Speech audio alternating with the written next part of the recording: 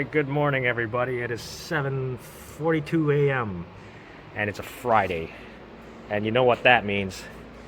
Actually, it doesn't really mean anything because we still got to work on Saturday, so it's not even the weekend yet. So anyways, gonna get started on the Civic. Gonna start pulling out the transmission. Yeah, take the steering shaft out, take all the underbody coverings off, and then yeah. So let's get started early in the morning. I gotta get some coffee first. Okay, before I go too far, make sure I disconnect the steering shaft. Right, it's got a pinch bolt down there. That's 10 mil. There's this cover that covers that. So as you all know, I worked at Hyundai, and I mentioned that hey, your Hyundai with the push button start doesn't have a steering wheel lock because you know when you turn it doesn't lock, right? So with your new Hondas with the push button start, they also don't lock, right? The car's off, keys not in the car, and yeah, your steering wheel does not lock. So just to show you that. So what I like to do is to know that the steering wheel is at the straight ahead position.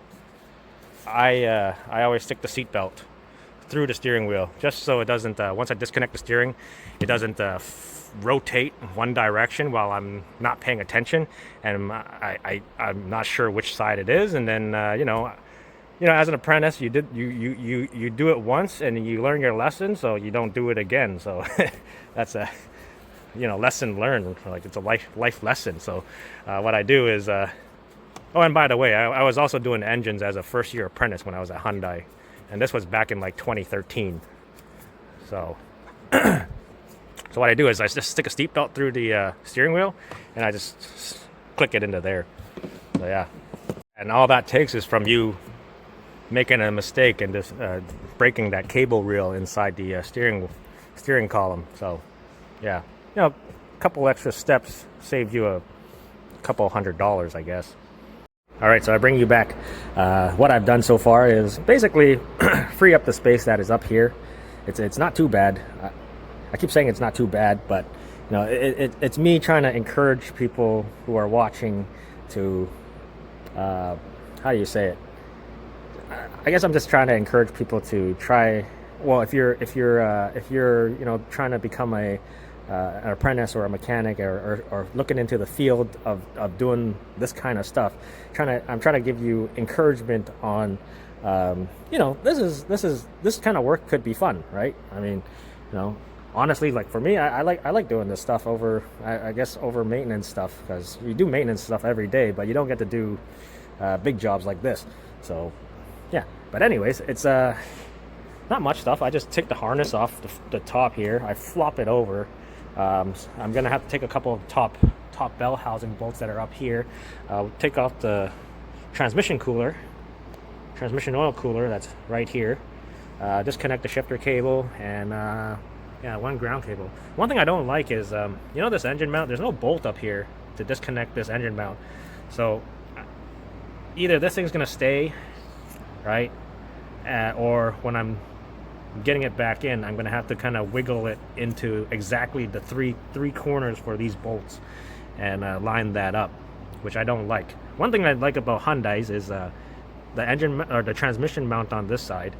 They actually put 2 through bolts, and all you got to do is go when you have the car up in the air and you're about to drop the transmission or the engine or both at the same time. You just go into the fender here, and then you just unbolt it, and then that's basically it. So I don't know. I kind of miss working on Hyundai's because of how I guess their engineering department made it so it's easy for you to remove your engines and transmissions for a particular reason. But yeah. Anyways, once I'm done out here, I'm going to start removing the suspension, because I got to remove that subframe to get the exhaust off, because one of the bell housing bolts is I guess it won't allow me to take that bell housing bolt because it hits the exhaust. So that's the other thing. So let me finish up here, and then I'll bring you back down below with removing the suspension. All right, so this is the subframe out. And let me get this out of the way so I can show you what to remove next. But yeah, we're getting pretty close to dropping this tranny, and we're only at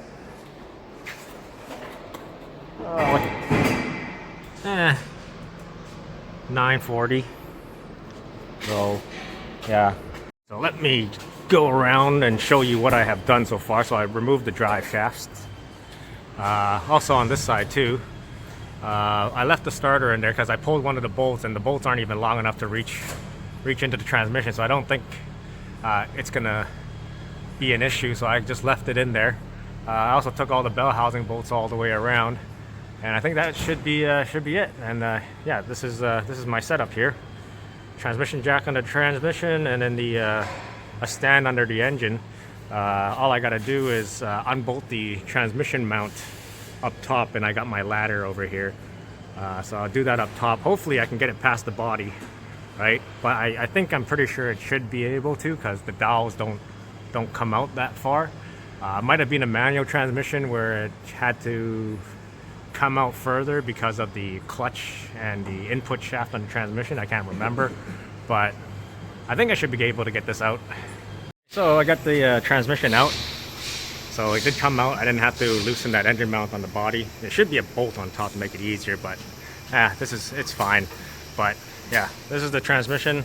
I'm gonna unbox the other one that's over there, and then transfer any kind of parts that I need from this one over to that one. So yeah, the new transmission is on the transmission stand. The things that I gotta swap over was, they don't give you these studs, so I had to transfer these studs over. But they give you all these brackets. I don't know why. They give you brackets, but they don't give you studs on there. So I had to transfer that, transfer over to TCM, I believe that is. All the little bolts I left on there, I just put it back to where it is. I kept that there just to, remember. But yeah, I think that's pretty much it. It did come with the transmission cooler. Last time I had it, I guess they damaged it, and I had to reuse the old one.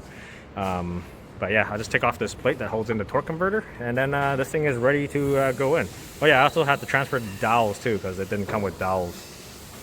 So yeah, once this thing goes inside, what happened to my mouse?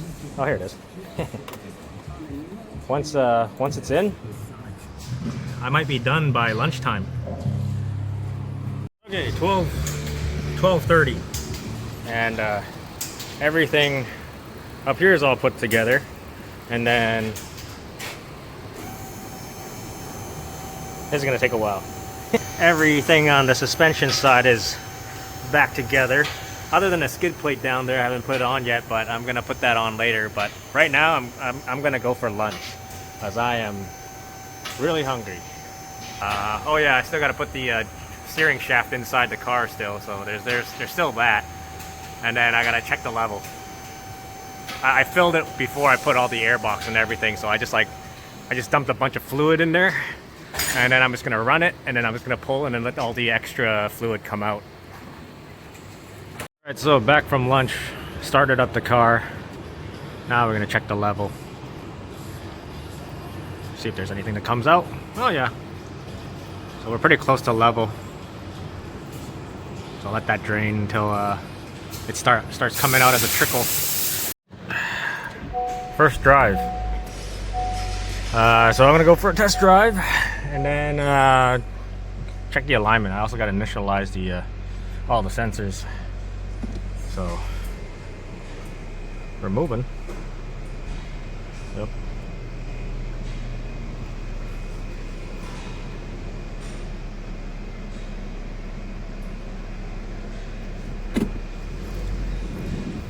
So yeah, I'll be back. Took it for a drive. One thing I noticed is that accelerating from a stop, it feels like it doesn't slip as much. It's like it's a more direct acceleration. That's what I've noticed. But I only did a quick, around the block. But one thing I wanted to do is make sure there's no like an adaptive relearn or something on the for the transmission. So I'm gonna see if there is something like that in the transmission module in like special functions. I'll go do that, and I'm gonna take it for another longer drive. But actually, I put it exactly the steering shaft the same spot, And then on the subframe, all the bolts, I made sure I lined up the marks on the subframe that like the bolt imprinted on the subframe exactly. And the steering wheel is like exactly perfect when I first took it off. So I probably might not have to even do an alignment. But I'll probably just stick it on the alignment just to make sure, even though the steering wheel is straight. Plus, warranty doesn't pay for an alignment. Let's go. Honda, I better turn the key on.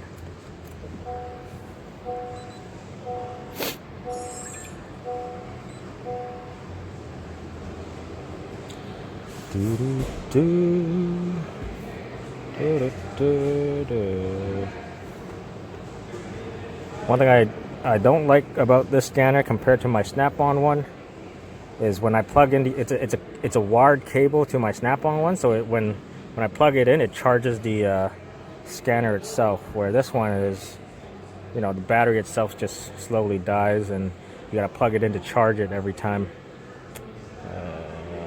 System selection, AT.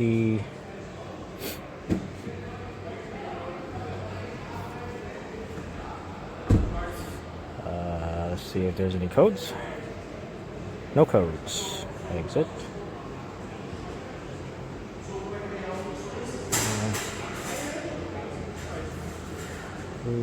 Actuation test.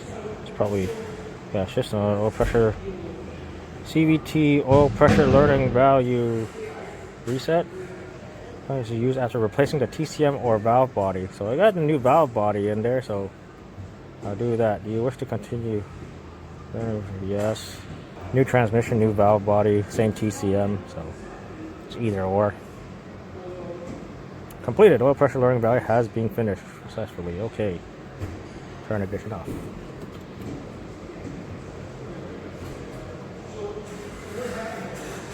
Okay. Turn ignition on. Okay. Yeah, that's it. All right, go for another long test drive. Right, let's see, 2:17. So probably my last job of the day.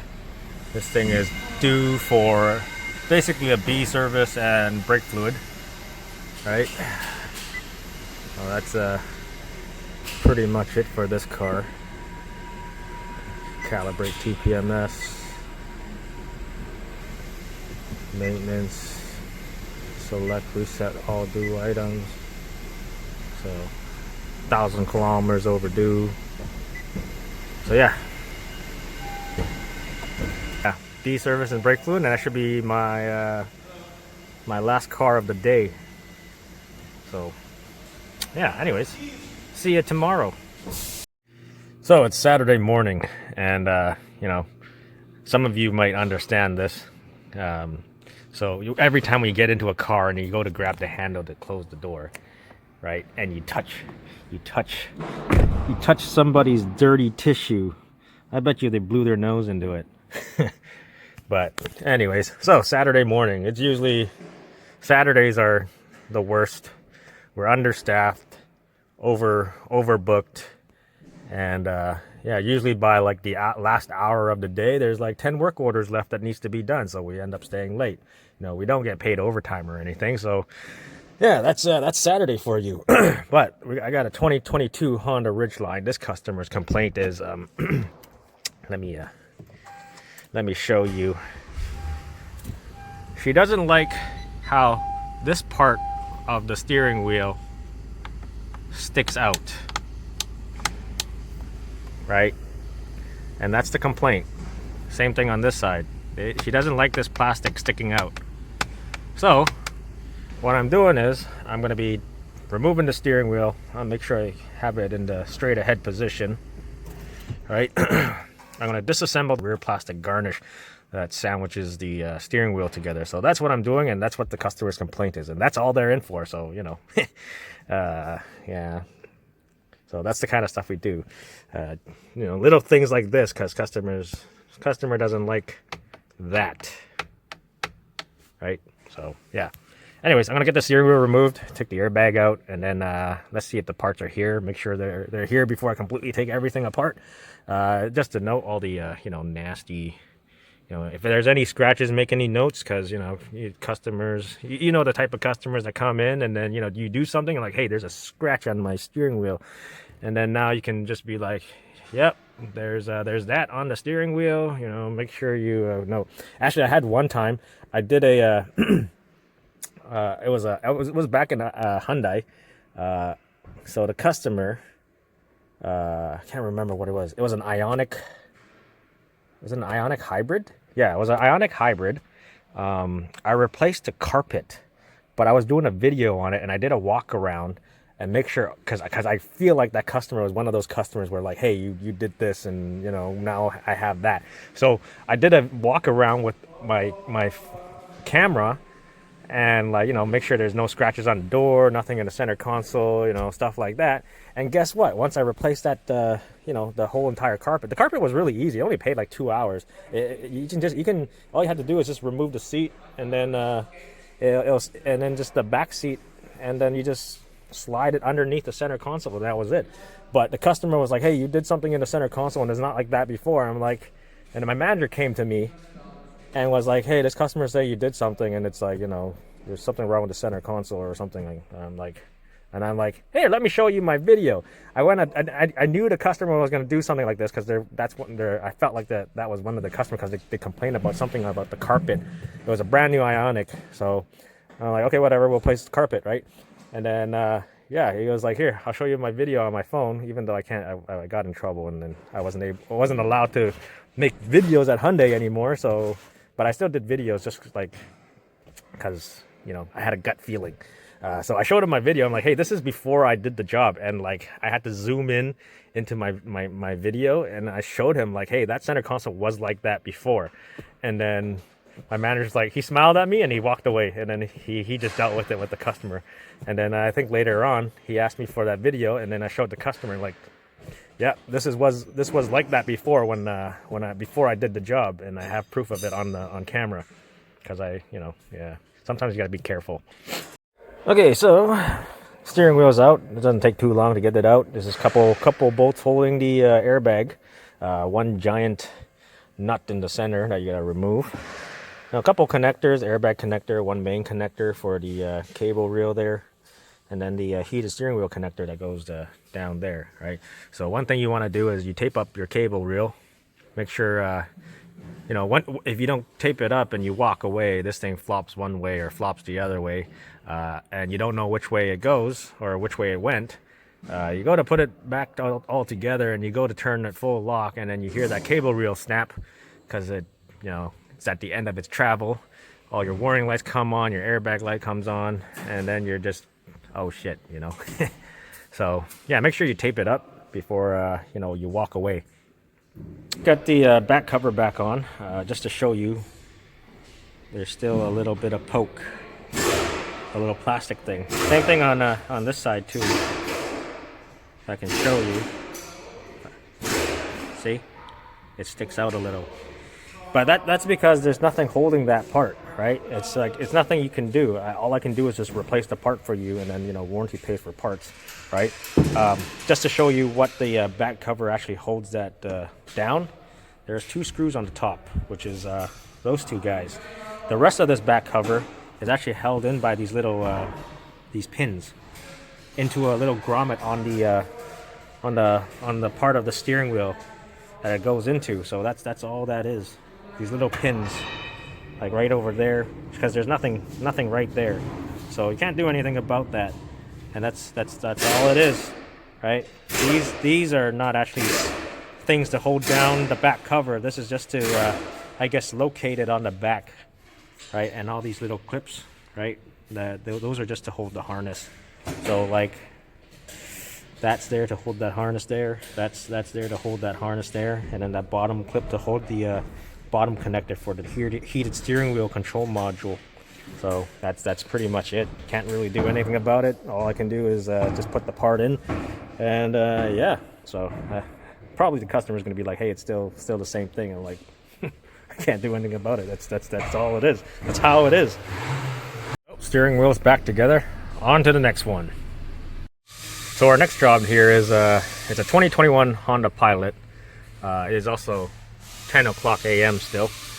So what we're doing on this is a recall. We're doing Fokker connectors, and what Fokker connectors are these guys, right? And what we have to do is we're removing the cluster, we're changing the connectors behind it, removing the audio unit, changing connectors behind that. This one doesn't have a Blu-ray player, so you don't have to do that. We're going to remove the panel down there, that side, and there's another panel down there for the other two connectors. And then this one should have an amp in the back, so we're going to have to remove the back panel back there to access the amp, to change the connectors in that too. So that's what the Fokker connectors, and it's just I guess for the issue of the audio unit crackling or something like that. I've actually never seen one do it. It's always the customer's complaint that comes in for it, but not every customer has that complaint. So I guess, you know, the recall is to do it on every Honda Odyssey, Pilot, Passport. Surprisingly, not the Ridgeline. Yeah, I don't know. So, yeah. Anyways, I'm gonna get going on this thing, because these things are, you know, it's pretty tedious. Just, you know, a lot of stuff to remove to access those connectors in the back. So yeah. Okay, so once you remove a whole bunch of trim pieces on your dash, just to show you what this recall is all about. So you see this connector, we just take this connector off, and then we use this one to extend the wire of that one. So I guess, you know, because they put tension on the wires, it's causing the you know, sound from your speakers to crackle, or communication issues or something like that. So yeah, that's basically what we're doing. We're just extending the wire that's behind, you know, your cluster, behind your audio unit, a couple connectors down there, and then the one in the amp in the back. So yeah, just to show you what it's you know, what it takes to get to those things. So you got to remove a whole bunch of trim pieces. Okay, so now we pulled out the audio unit, right? I like to put it on a bag of rags, that way it doesn't scratch anything, and it's like the perfect height. So yeah, so what we're going to be changing is these red and green connectors on the back of the audio unit. And the next connector would be underneath the center console here, and the connector we'll be changing is this one right here. So yeah, that's the one. And now we're on the passenger side A pillar. The connector we'll be changing is this one right here. So that's the other one. Everything in the front is all done. We're in the back here. So I don't know how you guys in the dealership do the Fokkers in the back, but this is how I do it, especially when, you know, your back seat's all full of stuff, right? This is a Passport, so I think they want us to remove the cargo area under here. But on the Pilots, there's a third row, so they want us to remove the third row to access the panel on the side here. So what I do is, without removing all the stuff, right, I just remove the little, like there's an 8mm here, there's a little screw there. I think there might be one over there. Yeah, there's one over there. And then I just peel the top part of this panel away, right? So that module that's back here that we got to change the Fokker connectors is held in by three bolts, so 2 nuts and then 1 bolt. So I disconnect it from the module, remove the module itself. I replace those connectors in there, and then, you know, duct or electrical tape it the way they want us to, and then put the module back, reconnect everything, and then yeah, wipe my forehead grease that I put on the this back glass off. And then you know, put the panel back on, and then you know, rebolt everything back in, and that's how I do it. So yeah, I mean, I just wedged my little flashlight there, and you can see the bolts. There's one down there, one over there, and one on the other side over there. So I just remove that, and then that way I can disconnect the connectors at the bottom, remove that module completely, and then yeah, do my connectors. Now, you know, you see the module, I just leave it hanging down there. I just, with 2 hands, I go in through here, and then the other hand going in through here, and then I just do those connectors like that. So yeah, It sure beats removing all the customer stuff in the back and also the back seat. This is the Passport, but the Pilot's, you know, you got to remove the back seat, I think. So, yeah, that's how I do it. So I can just go ahead and do those connectors now, and then put everything back together, pop the panel back on, and then this recall should be done. All right, so everything's all done. The only thing left to do is make sure your audio works and there's sound coming out of it. But usually if you mess it up, because you can switch those connectors around, and you know, you won't even have a screen on your audio unit. Wait till the screen boots up. Yeah, there you go. Turn on sound, so that's good. So we got sound coming out of the audio unit, so I know it's good. And it's 11:50. I think I started this job around 10 o'clock, 10 something. So this job only pays 1.7, so it's roughly around, yeah, about the time that this job pays. Yeah, anyways, I also got to do a multi-point inspection, because I didn't do the multi-point inspection yet, so I got to do that and then go on to the next job. All right, so we got a 2017 Honda HRV with 118,000 kilometers. So what we're doing on this one is just maintenance, A service, and sub symbol 5, which is coolant. And here's one thing I've noticed on your maintenance reminder, right? When it pops up for the sub symbol 5, it's around 165,000 kilometers. But if you look at the coolant bottle, on the back, the label, it actually says your Honda Type 2 coolant. You're supposed to change them, or they're good up until 5 years, 100,000 kilometers. And here, let me show you.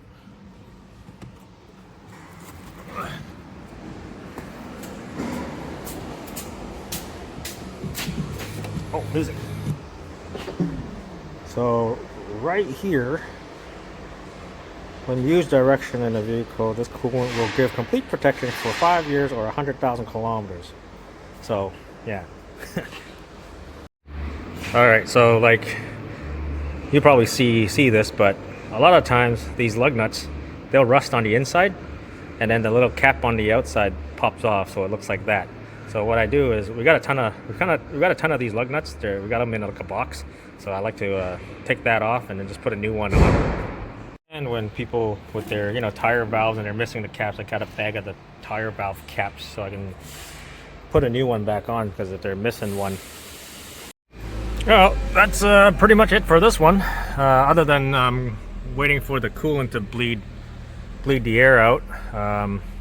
Wait for the thermostat to open. Wait till the cooling fan comes on, and yeah, while that's happening, I'm gonna go ahead and just take my lunch, because it's almost 1 o'clock.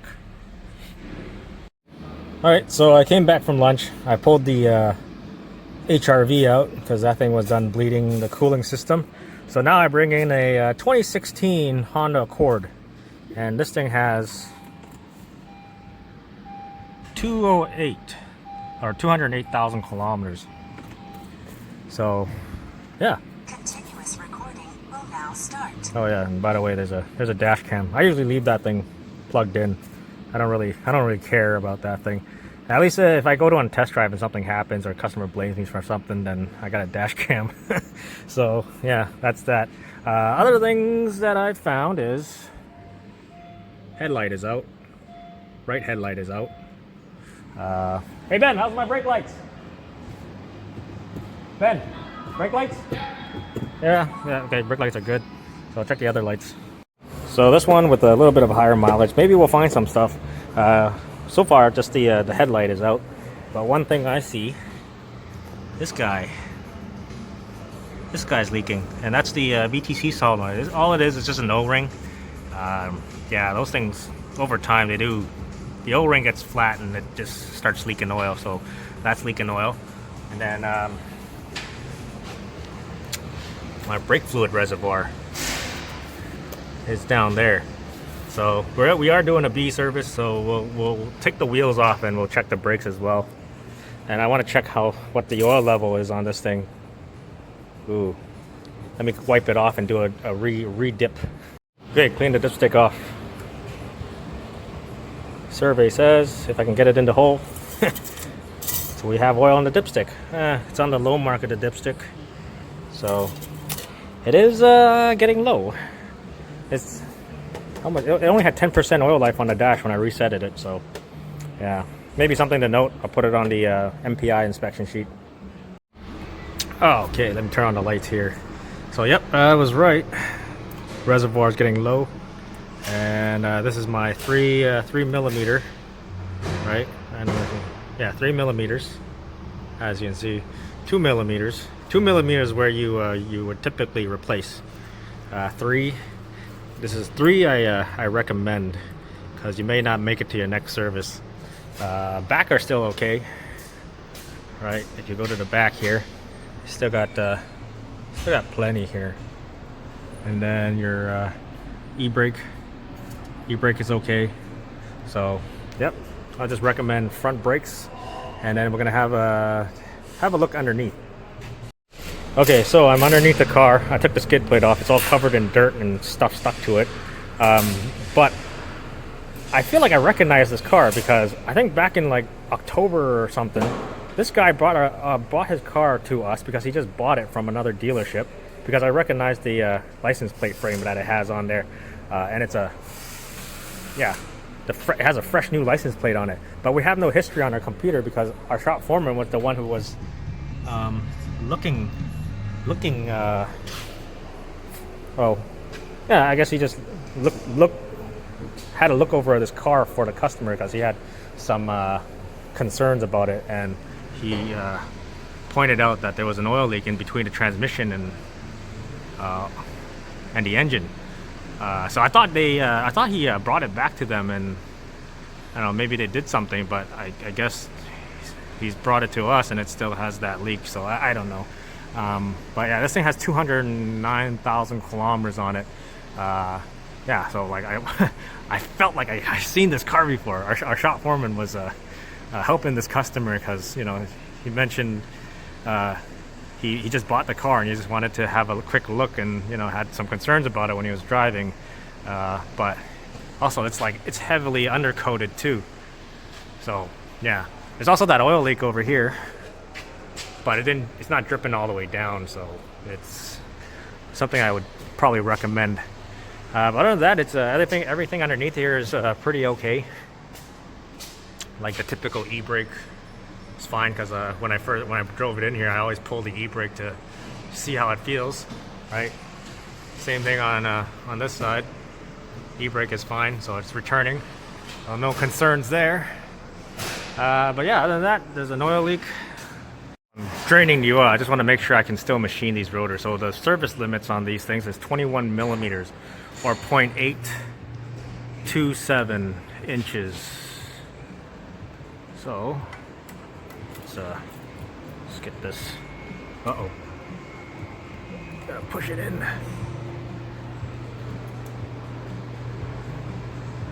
So we got 24, about 24 millimeters, so plenty of material left, so I can still machine it. How about the other side? I got like almost 3 millimeters left. Oh man, this is the wrong side. I can't. You get what I mean. I'm gonna do this this way. Can you see it? What does it say? I don't see it. It's more than 21 millimeters, and I'm pretty good to machine it. Let me check my footage. So I recommended to clean it, and then we're gonna see where it's leaking from, and then see if it's you know, is it CVT or is it rear main seal? I don't think it's the rear main seal. I think it's the CVT. But just to show you, because I cleaned it, how clean it is. Look at how clean when I just brake cleaned it, right? And it must be leaking for a while, because if it was exposed to the elements and you see all this corrosion on this oil pan, look at the difference. That's shiny and that's kind of, you know, oxidized. But yeah, so definitely the customer is not going back to that dealership, so he's bringing it to us now. That's why we have no history on this customer's vehicle. So we are going to do the brakes, front brakes. We are going to change the O-ring on the VTC actuator, or not the actuator, the solenoid, because it's leaking. And also we're going to change the headlight bulb. That's also out. So I'm going to get right to it. I'm going to go grab my parts and then yeah, get that done. So I put a new headlight bulb in. We don't charge labor for putting any lights. So sometimes people just come in just for us to put lights in for free. But they still pay for the bulb. That's it. The other thing is, and also these things, they usually tend to stuck into the timing cover. So it's kind of, you got to keep wiggling it to get it out. So yeah, once I change that O-ring, I'm just gonna clean off all that oil and then yeah, monitor for the time being and see if it still leaks. All right, so here's what I'm talking about. Here's the 10 mil. It kind of extends out. So sometimes they're pretty tight, and you know, you're kind of scared that this thing's gonna snap. But here's the VTC solenoid. It came right out pretty easily because that gasket is completely flat, and that's why it's leaking oil. There you go. It's the O-ring is pretty hard. It already broke. I'm trying to get it off. Yeah, there you go. See, it's hard. But here's the new O-ring if you guys want to change it, and there's the part number for your 16 Accord. So this would be the first brake job of the week I've done. The coworker came over like, hey, what are you doing? I'm like, I'm doing a brake job for the first time this week. He's like, oh, I feel sorry for you. But yeah, anyways, I went to touch the rotor with the bit, and it had that dull sound. So it's on the number three dot. So that's the last one. So I gotta go get new bits to get a nice finish on this rotor. Oh yeah, that sounds so much better.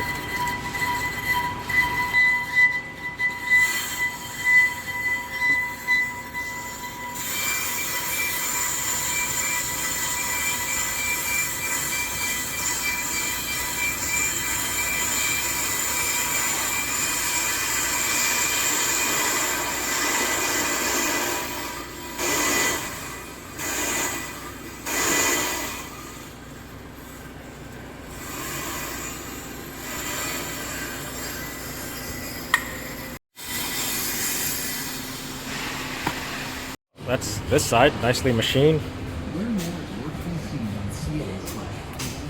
And then here's this side, all nicely machined.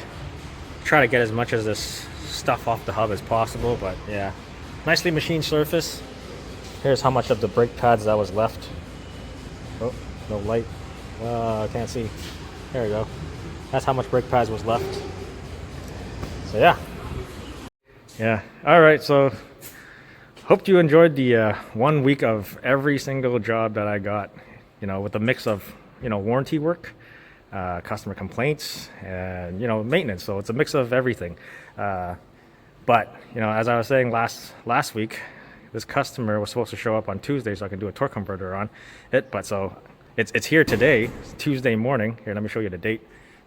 So yeah, so Tuesday, 7:50 a.m., March 12th.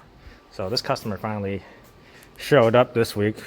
I guess they got the dates mixed up, but in our what do you call it, appointment books, she was supposed to show up last week. So I got the torque converter right up over there. So that's what I was doing, or well, that's what I'm doing this morning. First thing in the morning. Yeah. So anyways, what I'm going to do with this is I basically just, you know, drop the whole entire engine and transmission out on a subframe onto a table, and then I just cherry pick the transmission off, and then I replace the torque converter, and then put the transmission back, and then back in the car. So I don't know, maybe I'll just finish up this video with this. But if you like the video, please give me a thumbs up, a subscribe, and yeah, thank you guys for watching. All right, what the hell, I might as well add this to the rest of the video because it's already pretty long, so I didn't want to make it even longer, but it's going to be quick. So right now I'm just recovering the AC. That way I can disconnect the AC lines on the AC compressor so the AC line can stay with the car. I'm going to drain the coolant, drain the transmission fluid because I want to put new and fresh transmission fluid when I replace that torque converter. But the other stuff is up here, not so much. I just removed the battery, removed the intake, disconnect the you know, all the vacuum hoses, the fuel line, the connections for the PCM, you know, the battery cables, and that's it's pretty much it up here. So it's yeah, most of the work is down in the suspension part, but once it's all disconnected, I can drop the whole entire subframe with the transmission and engine, and then I just cherry pick it off the yeah. So I thought about hanging it like the one I did on the Odyssey, but yeah, I think this is a lot quicker for me. All right, so while my fluids are draining, let's do a little quicker walk around. I think I remember last time she needed brakes, or soon. Now she really needs brakes. There you go. But at least last time her tires were bald. She got brand new tires at least, right? Brand new Michelin Defender 2s. Here's the production date. So 42 weeks of 2023. So those are new. Same with the fronts. Brand new tires. So those are good. But yeah, this customer doesn't get her vehicle serviced with us because she has somewhere else that she takes to get service. So yeah. So all you are wondering, hey, what? If a customer doesn't bring your car to the dealership, do you still warranty their vehicles? And that answer is, yeah, we do. So, if the car is still under warranty and it's not, you know, we take a look at it. If something happens and it's not due to a part defect, then yeah, we're yeah. How do you say it? if it's not a defective due to a defective part and it's due to somebody else's negligence, then yeah, okay, then it's not covered under warranty. But if the car is still under warranty and it's because of a defective part, then yeah, we're going to warranty it. And if it's covered under extended warranty because, you know, you have a bulletin for the vehicle, then yeah, we will do that too. Just because you don't bring your car to the dealership doesn't mean we won't warranty your vehicle. If that makes sense. So yeah, like I said, like people in the comments were like, oh yeah, like you're paying for injectors on their Honda Odyssey and they're having the same issue, and I'm like, why are you paying for it? You know, like it has an extended warranty. You shouldn't be paying out of pocket. Yeah, let me put a link. No, not a link. I put a chat. I mean, somebody in the comments. I was wondering why he was paying for injectors when it has an extended warranty for 10 years, 150,000 miles, and he was paying. The dealership was making him pay for it. So I'll put the little screenshot right here and I'll show you. But yeah, anyways, yeah, so just so you know, just want to show you how much stuff is on this magnet. So we had a shop meeting, and after that 1 hour shop meeting, you kind of lose all momentum when you first started. So yeah, I lost all momentum, but I think I'm pretty much done up here. So I disconnected the stuff over here. Disconnect the fuel line, the vacuum line, the rear heater hose lines, these lines for the coolant, upper and lower radiator hoses, the shifter cable. What else? I think that's it. I removed all the airbox and everything over here. So now we're gonna move on to the bottom. This part of the positive cable can go with the engine and transmission. Oh, also remove the engine mount on this side. So yeah, now it's just everything underneath. So yeah, let's go underneath. I gotta disconnect these AC lines. All right, so everything I need to disconnect underneath here, the suspension, you know, transfer case, drive shaft, AC, torque converter, etc. Connectors that needs to be removed for the front and rear engine mounts. Yeah, so I think the tough part was trying to get this shaft out because it has the one bolt holding it, and it's like, you know, it gets seized into there. One thing is it took the threads out with this bolt, so this bottom part. So I gotta, before I finish or put everything back together, I gotta fix this, fix the threads on this guy, and then fix the thread on the bolt so I can bolt it back in. So yeah, you win some, you lose some. But other than that, this thing is ready to be dropped out. Okay, there we go, everything's out. Now it's just, you know, unplug everything, right? We have 3 hooks. You got a hook here, you got a hook there, and you got a hook here so you can mount your cherry picker to pull it off. All right, you got to remove this guy here to be able to slide it out. And then one thing, I usually when you take the mount on that side, right, the engine wants to fall or tilt down on this side. So I put a couple brake pads here.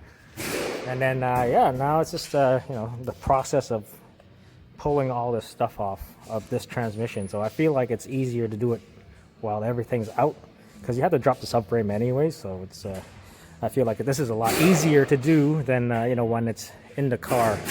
And then there's also like the coolers and everything on the back. So anyways, I'm just gonna quickly disconnect all this stuff and then pull the transmission off of it, stick the torque converter on, slap it back on, and then in it goes into the car. Okay, so this all works out because my coworker on the other side, he's also doing a torque converter on a Honda Pilot as well, but we only have one hanger to hang or support the engine, so he gets to use that. I'm gonna do it this way, and it all works out. So two torque converters in one day. So I just got my trusty old seat belt. I got it from an Odyssey. So that's what I'm going to use to pull it out. I got it attached to all three corners, right, and on that side. And then I'm just going to pull out with this with the cherry picker. Okay, so took the old torque converter in, put in the new one. It sits inside a little bit further, so you know it's all the way in. Yep. So yeah, but you're always going to make a mess pulling that torque converter out. Have to fix those threads once the engine is in, so I got it. It goes in on the opposite side because there are threads there. Also, I'm gonna clean out the threads off of this thing with my thread tracer. This kit I have had from Snap-on for a very long time, and it's done me good. Also, I have the other kit that also cuts threads from Snap-on, and it's also pretty good. It wasn't too expensive, but I think the price on this one went up because I remember it was like 120 bucks, and now it's like 190 if you want to get it now. But I had that for a long time. Plus, when they you know, when those thread chasers wear out or they strip out, and it's lifetime warranty, and they just give me a new one. So this was a good investment back when I was like, how long ago? It must have been like 5-6 years now. Everything's all done under here. Now I gotta go up top and do the rest of the stuff. Okay, so I'm all done now. I guess I would just add this part of the video to the existing video, or the end of the video, which is already super long already. I think I'm already at like almost an hour long. And I don't know where to separate it to make it a different part at the end, so it's gonna be one long video. But first startup, everything's just, yeah, because the battery's disconnected. Everything's gotta, like, you know, yeah, no warning lights. First start. Put it in, change it to the gears. Now I gotta go ahead and check the oil level. Maybe hook up the scanner and see if there's any like adaptive relearn or something for the transmission. But yeah, anyways, that's the end of the series, I guess, for a whole week of all the jobs that I get. But yeah, I guess yeah, my manager called me because it was the end of the pay period, and he was like, hey, you only have 56 hours for this pay period, and it's a 10-day pay period, so I'm short like almost 30 hours. So he was like, oh yeah, because none of the warranty work I did has been closed or, you know, been paid, so I don't get paid. And then he was like, I can take your vacation pay and, you know, pay you from your vacation pay. I'm like, what about my vacation? What am I gonna get paid for vacation? So yeah, anyways, I thank you guys for watching, and I'll see you next time.